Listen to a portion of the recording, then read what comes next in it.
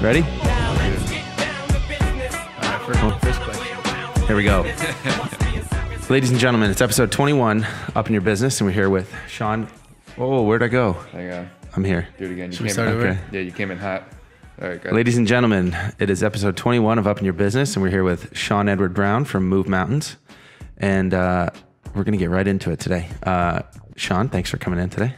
Of course. We're going to start off with our segment here, 20 questions. I know you said you listened to Matt Celeste. I don't know if we had 21 questions by episode 3. I don't know if that was a segment yet. Not by 3. So anyway, it's a segment. So it's 21 questions, It's like rapid fire. It's not actually 21. but it's also episode 21. It is episode 21. Ooh. No, it's 20 questions. Or is it 21? We'll call it 21 for this. Yeah, we will. Sake of this. 21 questions. Episode 21. All right. So these are rapid fire. So just Really? Okay. think and just go. All right. Or don't think. Or don't think. Favorite color? Jeez, I don't even know. Failed already. Is it gray maybe? Okay. iPhone or Android? iPhone. Left or right? I guess right because I'm right-handed. Pick a number 1 to 10. 10, Favorite number? 11. Coffee or tea? Coffee. Favorite liquor? I don't drink. Okay. Iced coffee or hot coffee? Iced coffee. Steak or chicken? Steak. Okay. Oreo or Chips Ahoy? Oreos. Okay. Favorite vegetable? Cucumbers. Okay. Mac or PC? Mac. Work from home or in an office? In an office. Your biggest inspiration or role model? Bob Dylan. All right. If you were at a 4-way intersection, which way would you go? Straight. All right. And last time you ran a mile or close? 3 months ago. All right. Hey. Those are really good. I really like that last question. Yeah. Showcases that I have done like physical exercise. Yeah, I'm just glad he doesn't ask me that. Yeah, 10 years ago. The 4-way intersection one. That's the new one. What'd you think of that? I don't know why I thought of that. I think 2 out of 10. All right. Whatever. All right. So Is a that it? cucumber a vegetable? yeah, I think so. Yeah. That might be a debate for another time. Yeah, that's it. We're all done. Guys, thank you so much for having me here. It's all right. Who's Move Mountains? All right. So, Sean, just started off, where did you grow up and how'd you get into video? I grew up in Coventry, Rhode Island. I got into video. My friend got a video camera. It was like one of like the 8mm cameras at the time. I think he got like a Sony. And so like he was always filming. He was like really big into like Bam Margera and like CKY and and like skate videos. So he was always filming. And then I think from there, like we were like all kind of like artsier kids. So like we were always like in art classes and a lot of times like, you know, video projects would come up or like there'd be a project and be like, could we do a video for it? And like the teachers would let us. So that's kind of how we got into it. And then we started doing like just like short films out of high school. We did like one short film. And so it was just kind of, that's I guess where it started. And so that was in like high school. Yeah. Cool. Yeah, it was probably like 14. And then after high school, did you go to college for video or what happened after high school? No, I thought about going to Full Sail. Okay. And like the school looked like amazing. It's in Florida, right? Yeah. And my art teacher wanted me to go to Cal Arts in California, which I really wanted to do that. But then I also saw Full Sail. And I like really wanted to go to Full Sail. It seemed like a cutting edge school, but it was like super expensive. And I was like, I can't see like spending my dad's money on this. Yeah. So you just kind of stuck with it on your own?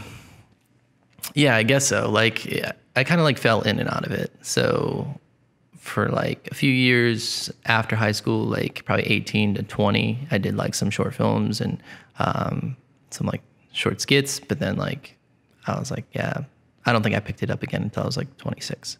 Wow. And how old are you now? 33. I just turned 33 last week. Yeah. Yeah. Oh, wow. I would have thought you were still in your 20s. Yeah. Yeah. You look good, man. You're young. Thank you. Happy late birthday. Thank you. Yeah.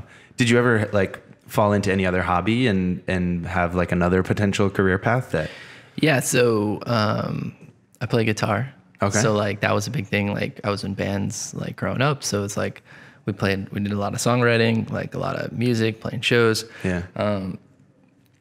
So that was really what I wanted to do. I really wanted to be like a musician. And So it was probably after like the film stuff. Sorry, I just thought of something that was pretty funny. That's okay. It was probably after the film stuff that like I started doing more music. And so like I picked that up as that's like how I was making money. I was doing like bar gigs and things like that. And that's cool. yeah, I did that for like a few years. Oh, wow. Yeah. Sounds like fun. Yeah, it was really cool. That's cool. What was the main like source of information you took to learn what you know now? Because you didn't go to college. Were you just YouTubing stuff, like YouTube University? Or was it like books or Like for video stuff? yeah, or was it just hands-on? You just went for it? Yeah, it was like really hands-on. I feel like I've like really grateful. Like I've been around like people who are like just like very talented. So it's like I was never able to feel like, oh, I'm good at this, because everyone was like much better. Always better, yeah. Yeah. So it was just like I would do something and I'd be like, oh, this is really great. And my friend would do something in the same realm and it'd be like, oh God. So oh, mine sucks. yeah. So it was just like constantly like trying to like improve. Yeah, like you were saying, you actually learned a lot from Matt Celeste. Yeah, he was. Cool. I was really grateful to him. Like in the Tuesdays Together group, like he would always like. He was so open about like his processes and like business and like what he does. That's cool. And it was just like, so I would always ask him stuff, and he was like very forthcoming, which you don't always find. Yeah, like, no, I feel like a lot of people are very closed off and don't want to share their secrets or stuff like that. I feel like it's one or the other. So it's either like everyone's super helpful and like wants to tell you everything and be like, here's exactly how I did it and run with it, or they'll charge you for it like as like a consulting thing, right. Or it's like the complete opposite where it's just like, how dare you? Yeah. But it's smart on your part to, never settle. You're always growing and you're like a sponge. You realize that, all right, like I don't like saying that something's not better, like something's better, just a different style. Right. I feel like, and just to notice there's all these different types of styles you can attack something at it's cool. Yeah, like different ways to go about it, and then just like constantly trying new things. Yeah, and just never being like, all right, I made it, I'm good. I kill wedding videos, but no, you always got to keep growing and adapting, trying new things. Yeah, and I feel like as something gets better and better, there's like things to like continually like fine tune. Right. So it's like I feel like from where we started to where we are now, like our wedding videos are like so much better than they were. But it's also been like now it's just like, but this part of this could be a lot better. And like what camera is this guy using that we're not using to get this quality? And I'm not a big person about like cameras either. Like I think you can get like good images on most of the cameras, but like there is at some point there is like a for sure. I think. What do you shoot on?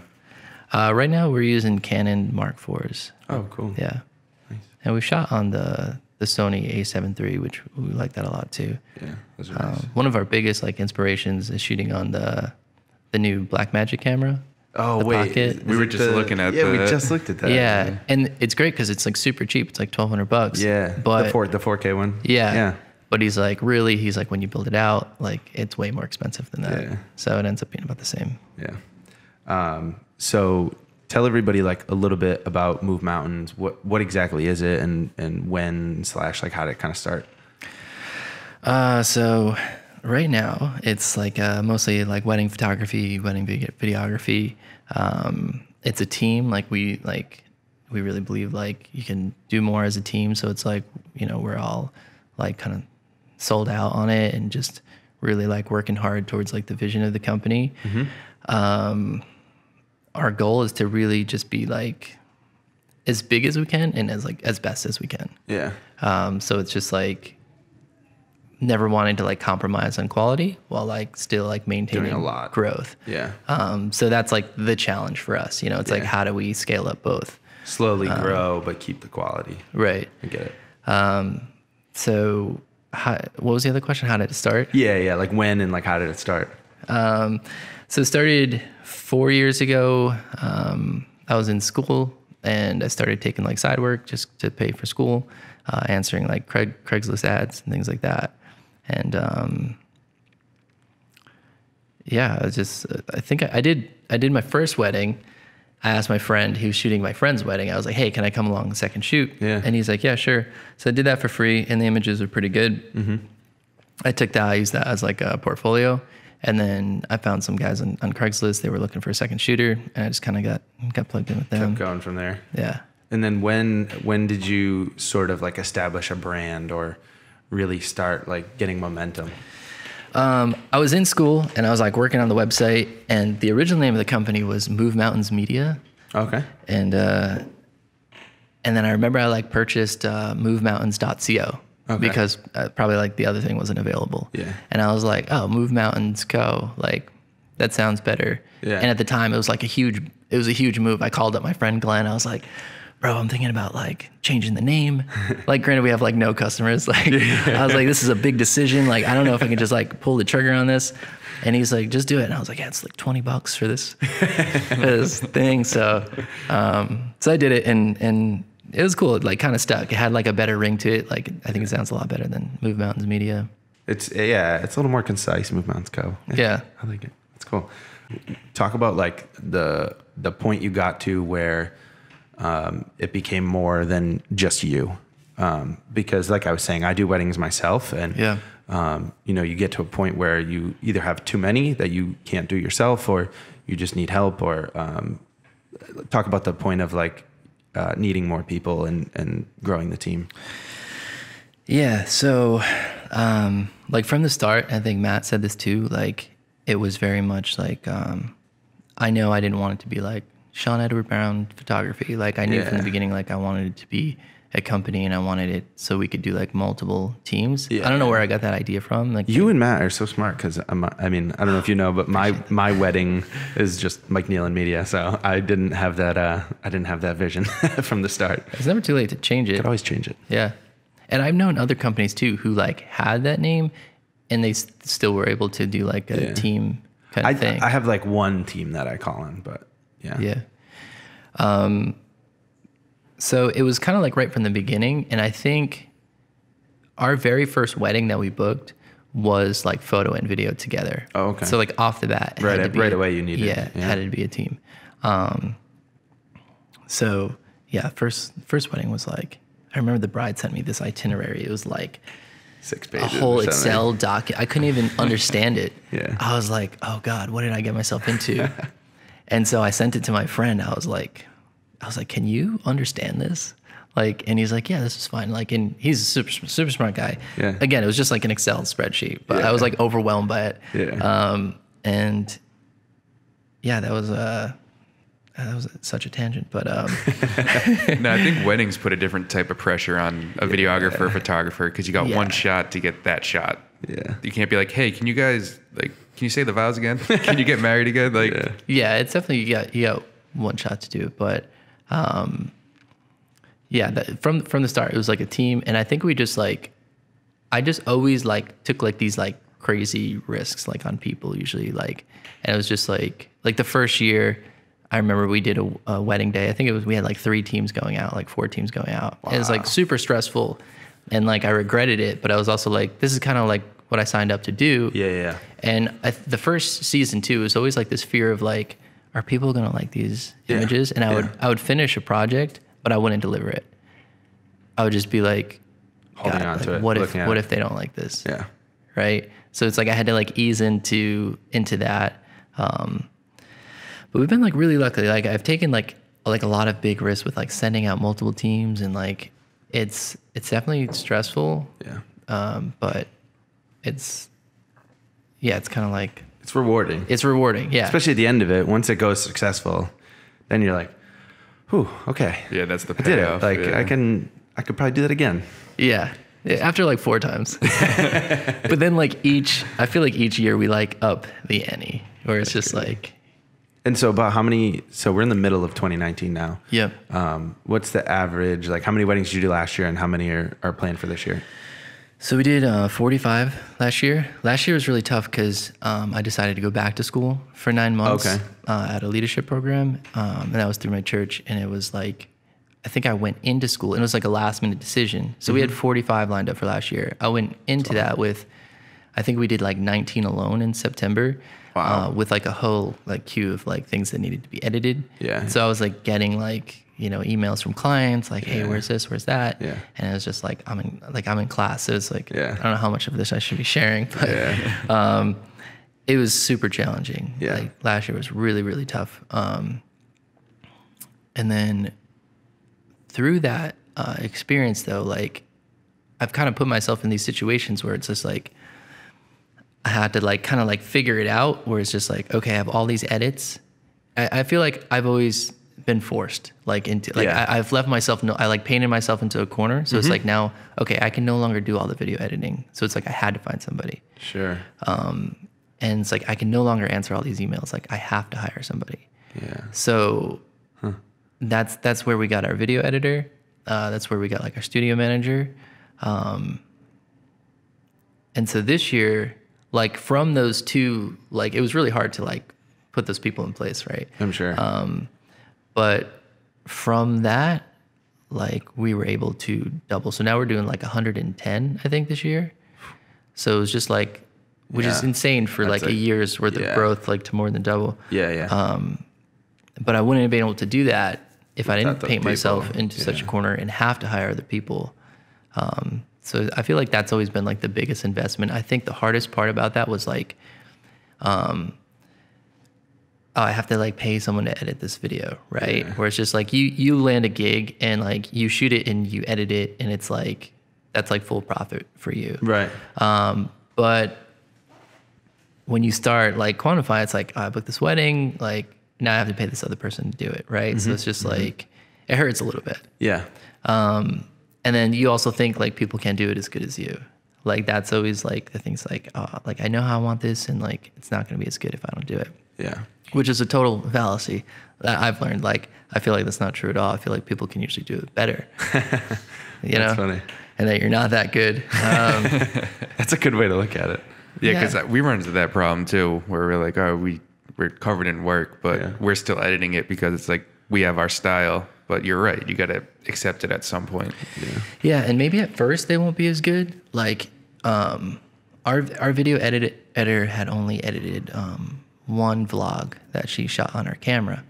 But what I noticed about it was like the narration or like the narrative of it, the storytelling was like so good. Okay. And I was like, I feel like for a wedding film, that's the hardest part. Yeah. Is like coming up sometimes with like a good storyline. So I asked her to do it. She wanted to take a shot at it. And she was like, yeah, sure. Like she was in school too. So she kind of needed the money. And the first one was like pretty good. And then it was just like from there, it was just like kind of just like showing her other videos like that we liked. Yeah. It's like, here's what we're trying to go for. Yeah. Like, and here's how you can get there. Yeah. And I think I got lucky with like people who just really hard workers and like really passionate. Yeah.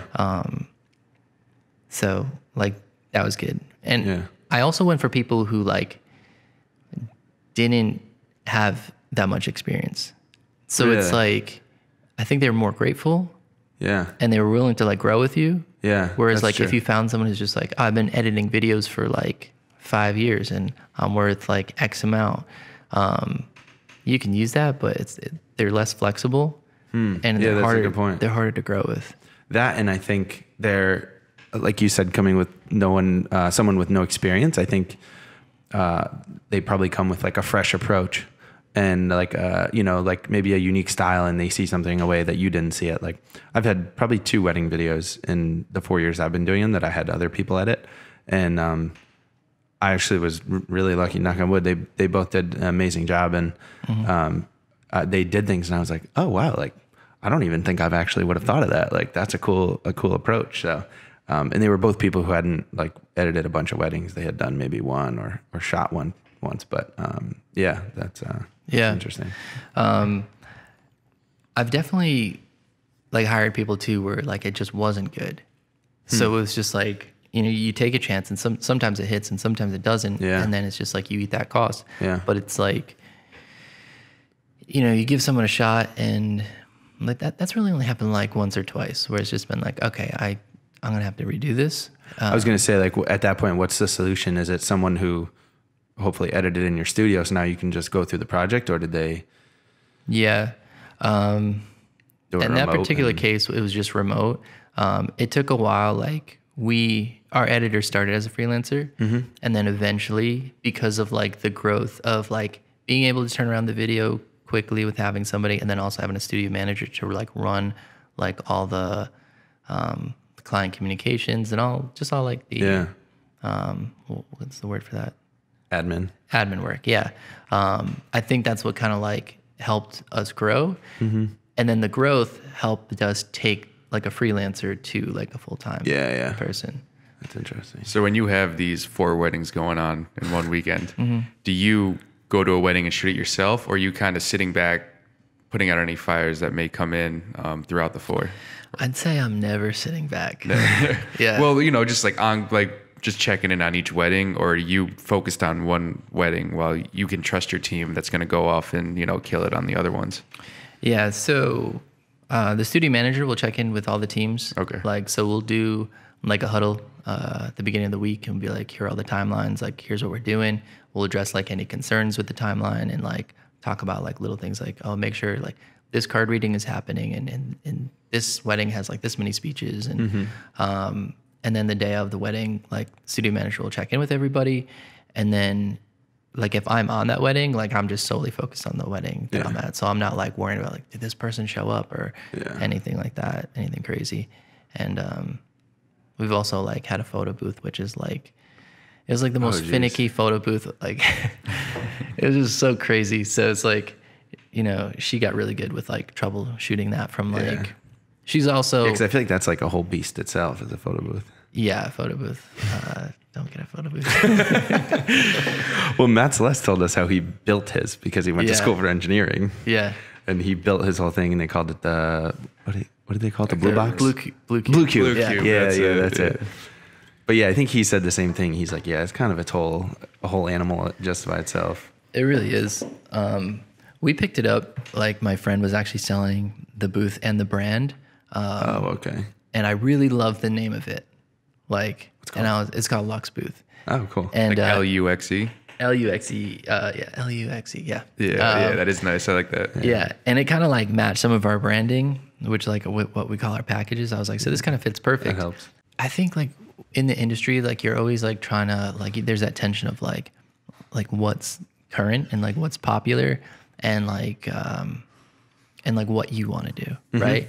So it's like Lux Booth was that opportunity. We just like put way too much money into it. And like, we're like, we want to make this like the best photo booth out there. And we like bought like these like cool props that like we thought were like, really great and funny and like that we would like, and they weren't like cheesy or like falling apart.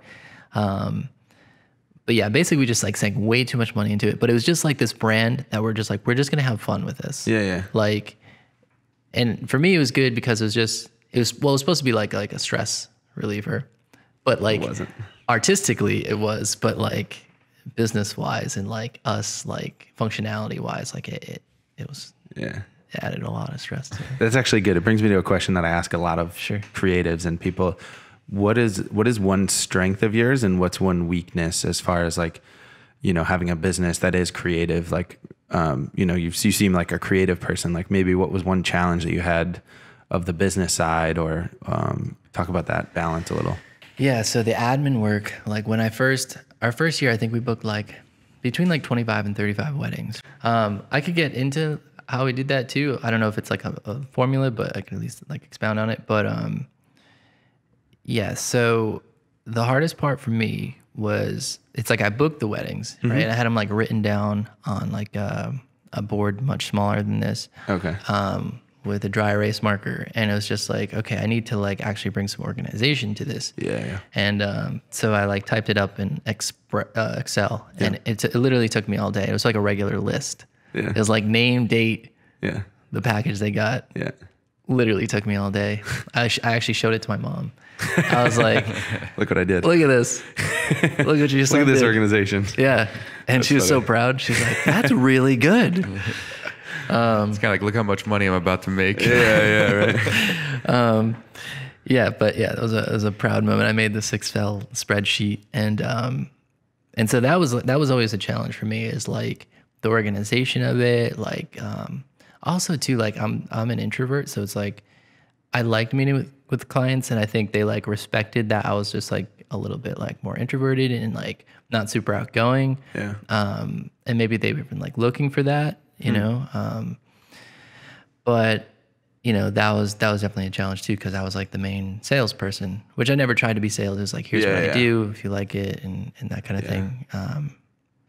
So yeah, that was definitely like admin and like being a people person. Yeah. So do you have a salesperson now that kind of So the studio manager will do like all the admin doing all that, and like all the client relations. Once in a while, like a client will come in the studio, like I'll meet with them. Yeah.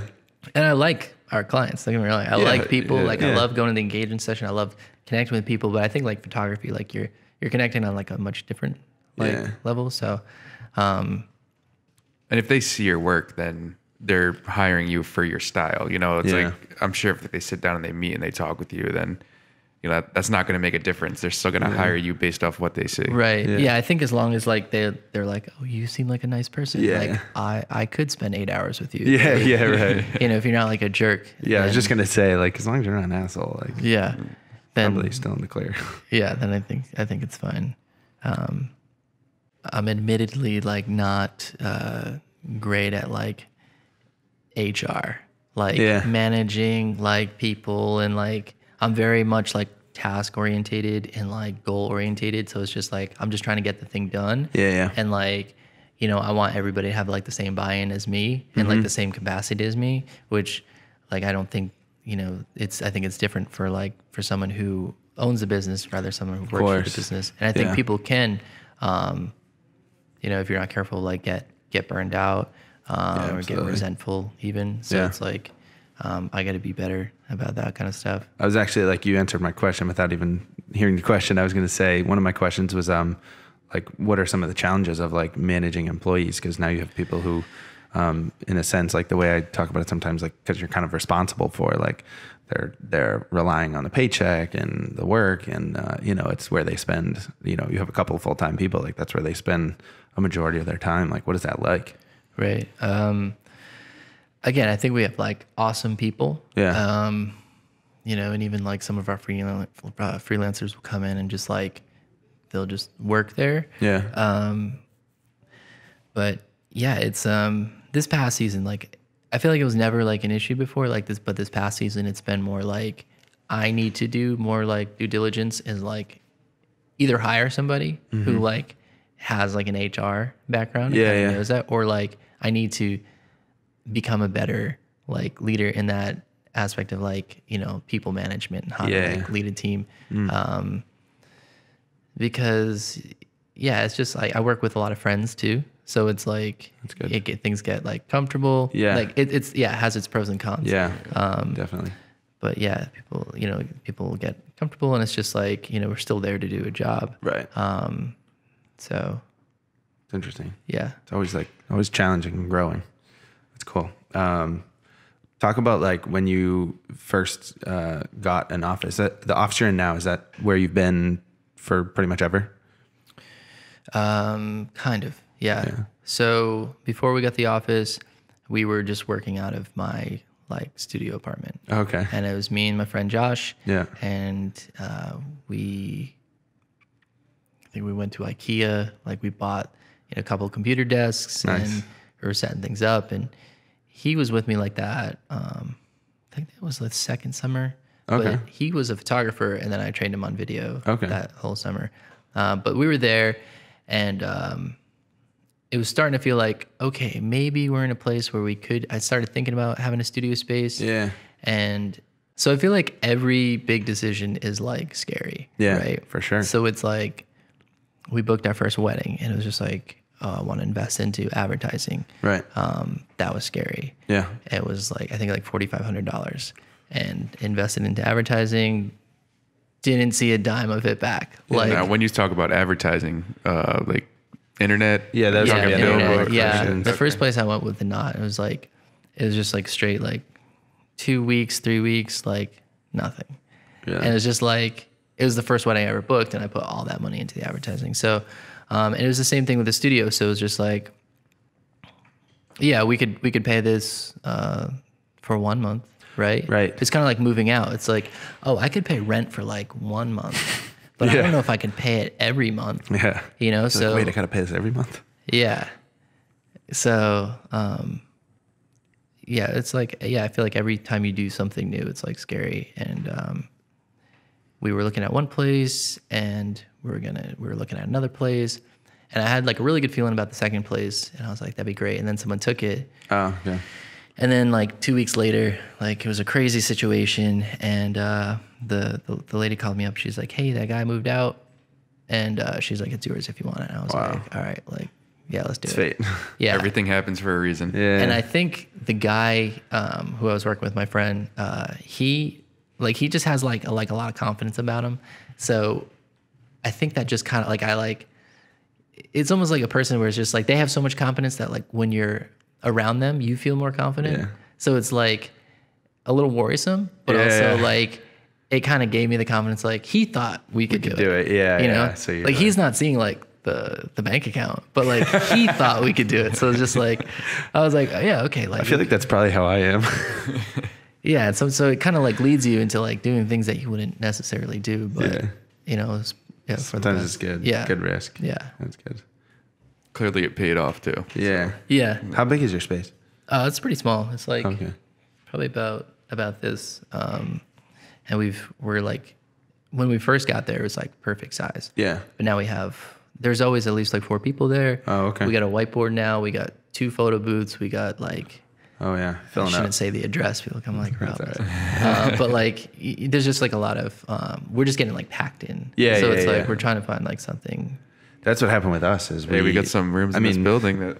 Yeah, there actually is, I think, but I can't remember. I think we talked about it actually, Yeah. but I forget what happened. But yeah, I mean, we had like a size of like the carpet over there, and we just got like buried in our equipment. Like we were buying things, and then like we had our cart that we put all our equipment on when we go to a shoot, and like just everything just started getting closer and closer to our desks, and we had to like finagle how to walk around the space. So we're like, all right, Yeah. probably time for us to get something bigger. It's exactly how it's like how ours is right now. It's like, and if things don't get put back, then it's like, it's just. The organization is really important because if it's not, then you have like no space. Right. That's funny. Yeah, we get to the point where all our camera gear was like falling on us while we were working. It's like, I think it's time for a change now. You know, got to move on. Right. Actually, so going back to advertising, I'm curious, like, even from your first time, like what's your advertising and strategy been like for the course of the business? Like what have you done that maybe you've changed up, and like what's been the most successful in terms of marketing? Yeah. So last year, we like smartened up and we started like counting, like our lead source, our cost per acquisition, or cost per lead. Yeah. And to kind of just get like an overview of like, cause before it was just like, oh, I think it's working, you know? Right. And what was good from that, we like got to pull like our closing rate for each. So like Instagram, Facebook, The Knot, Wedding Wire, all those things, Google. Yep.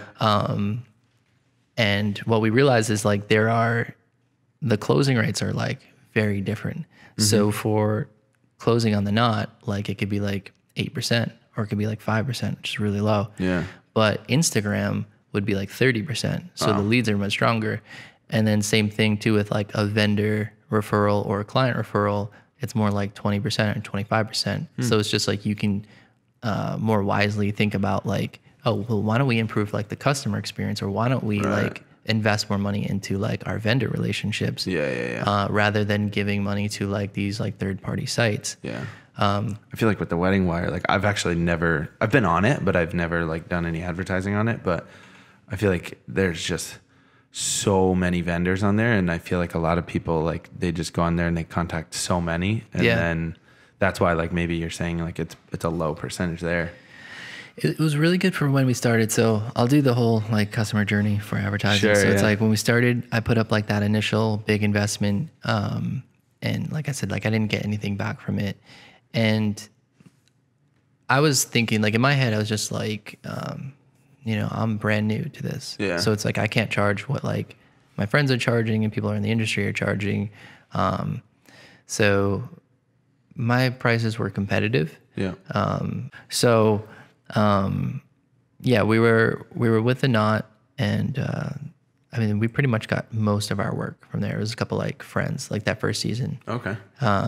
But I think like having like good branding, like a good website, I think reviews are really important on the knot. Yeah. So like having that. Yeah, because people look at those. Yeah. That's like really important to people. They want to know like you're a real person and have worked with other real people. Yeah, yeah. Yeah, so that was our first move. How has it changed, right? That was like the other part of the question. Yeah, like what have you evolved over the years and stuff? Yeah, so like that was like a good jumping off place. And I think like picking up on what I was saying, like really starting to, once we were getting like a lot of leads, like looking at those numbers and kind of seeing, because now we can like strategize a little bit. We can be like, okay, our average closing rate is X and it costs us X amount per lead. Yeah. So now it's like, okay, we do have extra advertising dollars. We want to break into this new market. Like we want to shoot in Vermont, or we want to shoot in Cape Cod, or like we want to like extend outward. Like, all right, let's take X amount. We know our return is at least going to be this. Are we okay with like, That risk. you know, like basically, for example, like, are we okay with paying like $500 just to close on a wedding to break into this market? Yeah. So it's like, once you start looking at the data and the numbers, I remember thinking too, when I was younger, I was like, I don't know why companies like have like pay money to people to just look at the numbers. Yeah. Like, and now I totally get it. Yeah. Because like you can make like Better decisions. way better decisions. And like, who wants to like fork over $2,000 for advertising, like on just like a gamble? But like, if you could like literally be like, I know our closing rate is at least going to be this. Yeah, yeah. Like you can feel confident. Yeah, like, more okay. educated. Sometimes like it doesn't pay off at all. Yeah. And then like, you're like, okay, that Didn't work. that didn't work. And then you could like revise the plan. Yeah. But it's been a lot of that like this past year. Yeah. What's been your biggest source of like new business more recently? Go ahead, ask I it. can't tell you. Yeah, that's actually giving away the secrets over there. No. So what has been the biggest source? You don't have to. No. I just mean like generally, like social media or like. I would say like lately it's been Instagram. Okay, cool. Which when we first started, like we got nothing off Instagram for the longest time. Yeah. And now it's like, it's a lot of Instagram, and the Instagram leads close at like, 30%. That's really good. Yeah. Like I think our average closing ratio is like 15%. So it's like twice that. Yeah. Have you ever done, I don't know if this is even possible, but like Pinterest? I know like brides are huge. Yeah, on, yeah, Can we you did. advertise on there? Yeah. I don't know if you can advertise. Maybe. I looked at it a long time ago, and I still leave all my emails unread that I want to get back to, and I probably still have them marked as like unread to like try to break into like Pinterest ads. I have no idea what it's like, but Yeah. I'd like to like try and get educated on it, because that's where they go for like so much wedding inspiration. Right. Yeah, I don't know how it works. Yeah. We paid somebody to do our Pinterest, and I was like, I don't even know what I'm paying for. Like, I don't know what this is. Yeah. Like, it was recommended by Don Charles, who's like one of my favorite photographers. Cool. And I was just like, maybe it's helping. I think we were trying to like up our social media like presence, like right SEO. That's what it was. Yeah. I think it's supposed to help with that. So, yeah, I think that we were just like shooting in the dark with that one. I get a lot. Facebook is pretty good for me. I get a lot through Facebook, but I feel like my Instagram is not, like I've always thought about creating like a dedicated like wedding page, but like my personal Instagram is where I put my wedding stuff, but it's also where I put like anything. So it's like, I feel like if I probably separated it, I might be better. But off you kind of, putting those. your But you have, Instagram like, has kind of the same feel though. You have a lot of wedding photos on your personal. On my personal one, Yeah. I don't post that often, so it's just like I was thinking about that this morning. I probably should. Like, and there have been times I'm just like, oh, I should post like just more personal work or like Yeah. something like that. But I do post some weddings. I'll usually share Move Mountain stuff Yeah. to my story at least. But yeah, I'd like to start to more. Yeah. That's cool. Do you ever foresee yourself leaving, well, maybe not leaving it completely, but getting kind of out of the wedding industry and going into some client work? I don't know if I would leave it. I'd like to like have it run it. Nothing runs itself, but like have it running and like be able to have more free time to like, I bought a film camera, and so it's like I'd like to be able to learn film and get good at it. I got my first film scans back, and that was painful. Have you ever done the dark room? No, no, I never have. I took a class in school. It's a lot of fun. Oh yeah, I took a class in school. Yeah. I get to develop it and all that stuff. Yeah. Yeah, I really slacked in that class. I got like a 35 in that class. I never took one.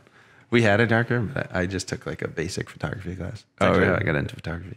I would cheat. I would take like so I had a T2i at the time. So I would like go up and I'd set all the settings on the T2i, take the photo, see how it looks, and I'd match the settings to the camera. And take the photo. So I knew that every time the photo was going to come out exactly how it looked. Yeah, that's really smart.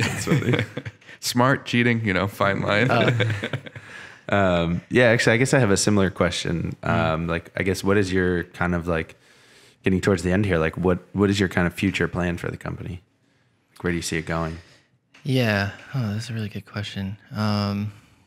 So my overall vision for the company is like, I want to eventually like have a building, and I want to just like kind of keep scaling up. Like I could see it like scaling up is like really painful. Like it's really hard, especially like I didn't go to business school or anything like that. I don't know if it's easier for other entrepreneurs. I doubt it. Probably not. Like I think it's really painful. So it's just like, And I think 4 years, like that's impressive. Like I was saying, I've been doing weddings for 4 years.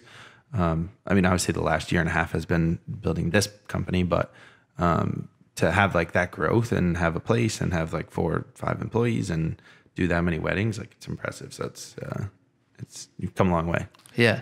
Yeah, it's like that. It's like, I do think about that. It's like, yeah, we have come a long way. We've made a lot of progress, but then it's just like from being like like a real company, it's just like with, I don't know, 100 employees or 1,000 employees or, 6,000 employees. It's like, I just kind of like, it's like, how do you get there? Yeah.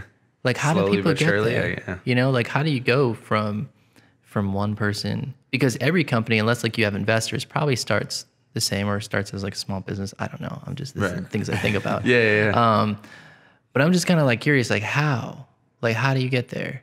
Well, I mean, to your point, like I think about the same thing. Like I've thought about your company and I'm like, how do I get to like bring it like us or like even like weddings, like, or us, but like, how do we get to that point where like we have a full-time person who's working for us and then like a second full-time person and we have this space where all these people are coming in and they're doing their own job every single day. Like, so it's just stages. I guess I would say to you, like, I would say take chances, right?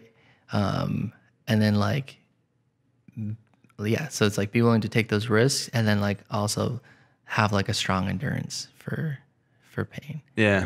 And where it's just like, wow, this It's gonna hurt for a now. little And bit. that's kind of going back to what you're saying about like the business person, the business school. I think that like what you did, you learned like trial by fire, and like what we're doing by building a business. Like we don't have business degrees. It's all you learn as you go. And I think that's what really teaches you. It's not a book you can read on how to do that and how to grow a company. It's about like being creative and trying to get to that point. Yeah. Yeah. And like doing the actual work to like get it. Yeah. And I would say like, and kind of going like full circle here, like what we were talking about in the beginning with like, you have those clients too, like the ones that are like, the loudest or like the squeakiest, where it's just like really kind of rustle you, like to put it like gently. Yeah. Like really use that, like take that. And, I feel like that's where you learn the most. Like the clients that like shake me are always where I'm like petrified to get on the phone with them. Not that happens a lot, but like, like some people like aren't always happy or things come up, right? Mm-hmm. Whether we're right or wrong. Sometimes like you have to like face that. And like, I think the more you can like stand up to it. Yeah. And that doesn't mean like stand up and be like, oh no, you're wrong. But like stand up and just face it. Just face it. Yeah. Right. Yeah. And then try to like correct it. Right. And like come to some kind of, and like, and, just across the board, like, I feel like, if you can deal with those, then like, Huge learning. And you'll probably never make that mistake again, or you'll go about it a different way if it wasn't your mistake. Yeah. And you had mentioned too, like, it. From like that one customer, it was like, oh, we could be like taking these podcasts and like intercutting them and make it like this. You can use it as like a positive thing. Right. Yeah. You know? So it's always like a learning lesson there. Yeah. What do you think has been one of or the biggest lesson you've learned in the 4 years of running a company? I would say, like, you can't go on emotion. Like, that's like with clients, that's with people you're working with. So it's like things come up that could like really irritate you, or like, you know, maybe just like even waiting, like don't respond in the moment. Like if you're like really upset, don't respond in the moment. Yep. I'm still working on this. Like that was a big thing last year. And I feel like that's in like different, I don't know, channels isn't the right word, but like with different like circumstances. Okay. You know, where it's just like, okay, like this is happening right now. I'm not going to respond to this. I'm like, you know, you've got to like walk away or like, you know, address it later. Maybe it doesn't need to be addressed. Right. Maybe they're just like having a bad day or something. Right. But yeah. It's interesting. That's good. Yeah. I feel like that's the hardest one to like get under control. Yeah. You know?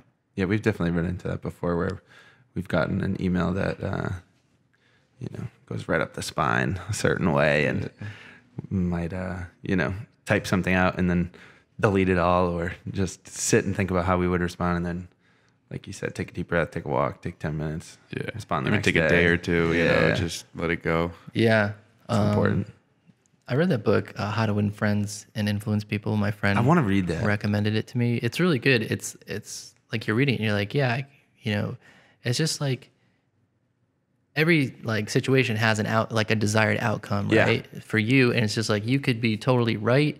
And you have every right to be like, what you did was wrong. And like, this is wrong and that's wrong. Right. But it's not going to help them. They're not going to like you like anymore. Yeah. It's not just, like, it's not going to make the situation go away. Yeah. Or make it any better. Yeah. So it's like, you know, people are people. So it's like learning to like, how can I achieve like the best outcome? Right. In these situations. Especially in Rhode Island too, because it's such a small state. Everybody's gonna, you know, everyone talks. It's such a small state that one little bad review could possibly, you know, ruin you.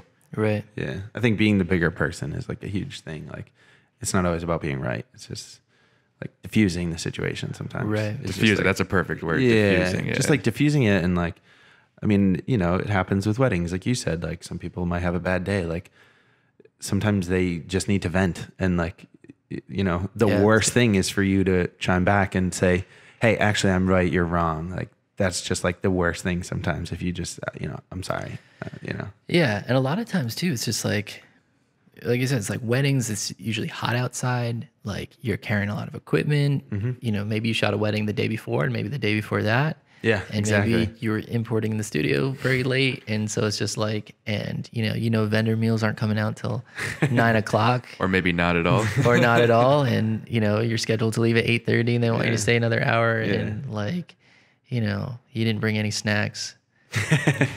So it's like all those things like, you know, add up. So it's like, you know, you might get someone who, you know, snaps at you or even you, like, you know, you're in a bad mood and like, hopefully there's enough grace like from your team too. It's like, if you're the leader, you should be like holding it together. But like, if you're not, like, hopefully there's enough grace on the other side too, where it's just like, you know, he's got a lot going on. Right. It's like, I think another point is like adapting. Like, you know, you can have the best plan for everything and, you know, there's always going to be a wrench thrown in there. So you have to like be willing to change direction and like move and like adjust accordingly. Yeah.